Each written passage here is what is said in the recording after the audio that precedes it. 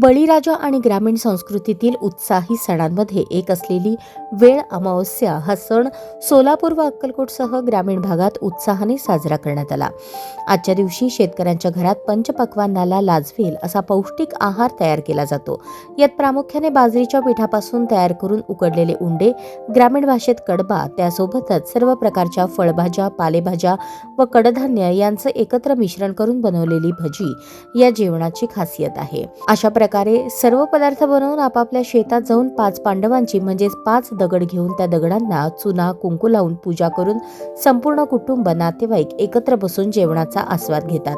महाराष्ट्रातील सोलापूर, धाराशिव, लातूर, सांगली त्यानंतर उत्तर कर्नाटकातील काही भागात हा सण उत्साहाने साजरा केला जातो।